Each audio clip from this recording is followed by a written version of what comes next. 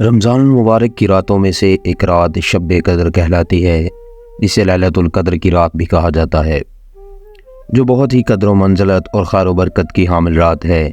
اسی رات کو اللہ تعالیٰ نے 1000 مہینوں سے افضل قرار دیا ہے۔ 1000 مہینے کے 83 برس اور 4 ماہ بنتے ہیں۔ 2 نقطے: جس شخص کی یہ ایک رات عبادت میں گزری، اس نے 83 برس 4 ماہ کا زمانہ عبادت میں گزار دیا، اور 83 برس کا زمانہ کم از کم ہے، کیونکہ خیر من الف شہر کہہ کر اس امر کی طرف اشارہ فرما دیا گیا ہے کہ اللہ کریم جتنا زائد اجر عطا فرمانا چاہے گا عطا فرما دے گا۔ اس کے اجر کا اندازہ انسان کے بس سے بہت باہر ہے۔ امام زاری رحمۃ اللہ علیہ فرماتے ہیں کہ قدر کا معنی مرتبہ کے ہیں، چونکہ یہ رات باقی راتوں کے مقابلے میں شرف و مرتبہ کے لحاظ سے بلند ہے، اس لیے اسے لیلۃ القدر کہا جاتا ہے۔ حضرت عبداللہ بن عباس رضی اللہ تعالیٰ عنہ سے مروی ہے کہ اللہ تعالیٰ نصف شعبان کی رات کو تمام فیصلے فرما لیتا ہے، اور چونکہ اس رات میں اللہ تعالیٰ کی طرف سے 1 سال کی تقدیر و فیصلے کا قلمدان فرشتوں کو سونپا جاتا ہے، اس وجہ سے یہ لیلۃ القدر کہلاتی ہے۔ اس رات کو قدر کے نام سے تعبیر کرنے کی وجہ یہ بھی بیان کی جاتی ہے کہ اس رات میں اللہ تعالیٰ نے اپنی قابل قدر کتاب، قابل قدر امت کے لیے صاحب قدر رسول پاک صلی اللہ علیہ وسلم کی معرفت نازل فرمائی۔ یہی وجہ ہے کہ اس سورہ میں لفظ قدر 3 دفعہ آیا ہے۔ قدر کا معنی تنگی کا بھی آتا ہے۔ اس معنی کے لحاظ سے اسے قدر والی کہنے کی وجہ یہ ہے کہ اس رات آسمان سے فرش زمین پر اتنی کثرت کے ساتھ فرشتوں کا نزول ہوتا ہے کہ زمین تنگ ہو جاتی ہے۔ امام ابو بکر الوراق قدر کہنے کی وجہ بیان کرتے ہوئے کہتے ہیں کہ یہ رات عبادت کرنے والے کو صاحب قدر بنا دیتی ہے، اگرچہ وہ پہلے اس لائق نہ بھی ہو۔ اس رات کے حصول کا سبب سب سے اہم نبی کریم صلی اللہ علیہ وسلم کی اس امت پر شفقت اور آپ صلی اللہ علیہ وسلم کی غمخواری ہے۔ موطا امام مالک میں ہے کہ جب رسول پاک صلی اللہ علیہ وسلم کو سابقہ لوگوں کی عمروں پر آگاہ فرمایا گیا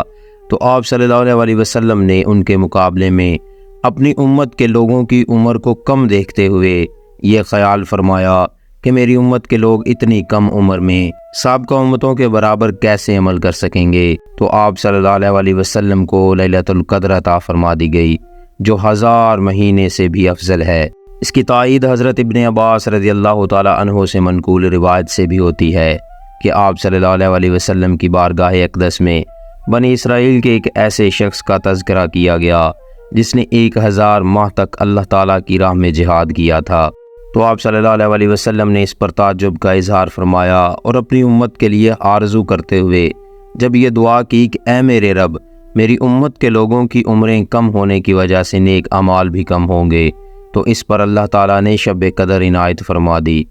ایک روایت میں یہ بھی ہے کہ ایک مرتبہ نبی اکرم صلی اللہ علیہ وسلم نے صحابہ کرام رضوان اللہ علیہم اجمعین کے سامنے مختلف شخصیات جیسے حضرت ایوب علیہ السلام، حضرت زکریا علیہ السلام وغیرہ کا تذکرہ کرتے ہوئے فرمایا کہ ان حضرات نے 80 سال اللہ تعالیٰ کی عبادت کی ہے اور پلک جھپکنے کے برابر بھی اللہ تعالیٰ کی نافرمانی نہیں کی۔ تو صحابہ کرام رضوان اللہ علیہم اجمعین ان برگزیدہ ہستیوں پر رشک آیا۔ امام قرطبہ رحمۃ اللہ علیہ لکھتے ہیں کہ اسی وقت جبرائیل علیہ السلام آپ صلی اللہ علیہ وسلم کی بارگاہ اقدس میں حاضر ہوئے اور عرض کیا، اے نبی محترم صلی اللہ علیہ وسلم، آپ کی امت کے لوگ ان سابقہ لوگوں کی 80 سالہ عبادت پر رشک کر رہے ہیں، تو آپ کے رب نے آپ کو اس سے بہتر عطا فرما دیا ہے، اور پھر سورہ قدر کی تلاوت کی۔ اس پر رسول خدا صلی اللہ علیہ وسلم کا چہرہ اقدس فرط مسرت سے چمک اٹھا۔ چنانچہ حضور صلی اللہ علیہ وسلم کے طفیل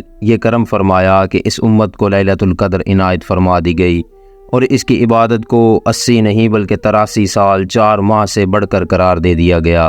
لیلۃ القدر فقط آپ صلی اللہ علیہ وسلم کی امت کی خصوصیت ہے۔ امام جلال الدین سیوطی رحمۃ اللہ علیہ حضرت انس رضی اللہ تعالیٰ عنہ سے نقل کرتے ہیں کہ رسول خدا صلی اللہ علیہ وسلم نے فرمایا، یہ مقدس رات اللہ تعالیٰ نے فقط میری امت کو عطا فرمائی ہے، سابقہ امتوں سے یہ شرف کسی کو بھی نہیں ملا۔ مفسرین کرام لکھتے ہیں کہ پہلی امتوں میں عابد شخص اسے قرار دیا جاتا تھا جو 1000 ماہ تک اللہ تعالیٰ کی عبادت کرتا، لیکن نبی کریم صلی اللہ علیہ وسلم کے صدقے میں اس امت کو یہ فضیلت حاصل ہوئی کہ ایک رات کی عبادت سے اس سے بہتر مقام حاصل کر لیتی ہے۔ گویا یہ عظیم نعمت بھی سرکار دو جہاں صلی اللہ علیہ وسلم کی غلامی کے صدقے میں امت کو نصیب ہوئی ہے۔ جس شخص نے شب قدر میں اجر و ثواب کی امید سے عبادت کی، اس کے سابقہ گناہ معاف کر دیے جاتے ہیں۔ اس ارشاد نبوی صلی اللہ علیہ وسلم میں جہاں لیلۃ القدر کی ساعتوں میں ذکر و فکر، عبادت و اطاعت کی تلقین کی گئی ہے، وہاں اس بات کی طرف بھی متوجہ کیا گیا ہے کہ عبادت سے محض اللہ تعالیٰ کی خوشنودی مقصود ہو، ریاکاری یا بدنیتی نہ ہو، اور آئندہ عہد کرے کہ میں برائی کا ارتکاب نہیں کروں گا۔ چنانچہ اس شان کے ساتھ عبادت کرنے والے بندے کے لیے یہ رات مزدہ مغفرت بن کر آتی ہے۔ حضرت سیدنا انس رضی اللہ تعالیٰ عنہ سے مروی ہے کہ رمضان المبارک کی آمد پر ایک مرتبہ رسول پاک صلی اللہ علیہ وسلم نے ارشاد فرمایا کہ یہ جو ماہ تم پر آیا ہے، اس میں ایک ایسی رات ہے جو 1000 ماہ سے افضل ہے۔ جو شخص اس رات سے محروم رہ گیا، گویا وہ سارے خیر سے محروم رہا۔ حضرت انس رضی اللہ تعالیٰ عنہ سے روایت ہے کہ رسول خدا صلی اللہ علیہ وسلم نے لیلۃ القدر کی فضیلت بیان کرتے ہوئے فرمایا کہ شب قدر کو جبرائیل امین علیہ السلام فرشتوں کے جھرمٹ میں زمین پر اتر آتے ہیں اور ہر شخص کے لیے دعائے مغفرت کرتے ہیں جو کھڑے بیٹھے یعنی کسی حال میں اللہ کو یاد کر رہے ہوں۔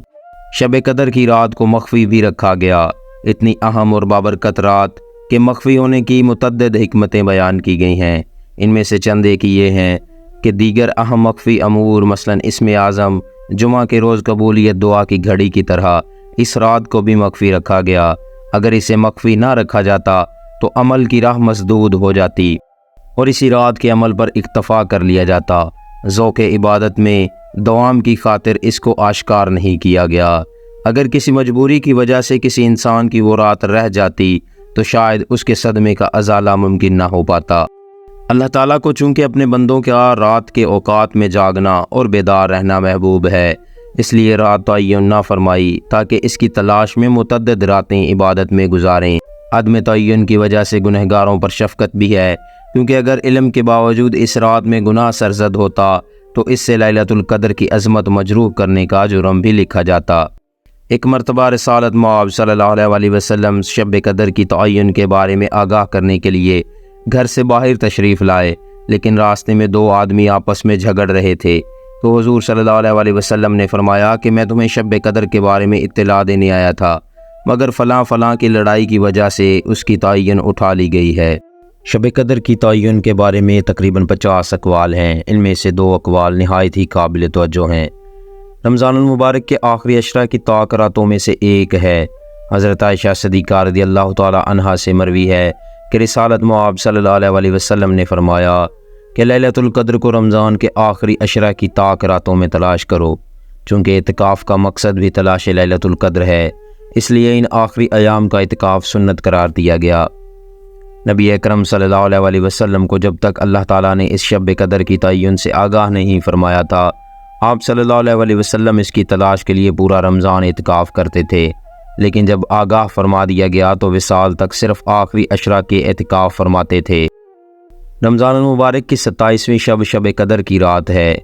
جمہور علماء اسلام کی یہی رائے ہے۔ امام قرطبہ رحمۃ اللہ علیہ فرماتے ہیں کہ علماء کا شب قدر کی تعین کے بارے میں اختلاف ہے، لیکن اکثریت کی رائے یہی ہے کہ لیلۃ القدر کی رات 27ویں شب ہے۔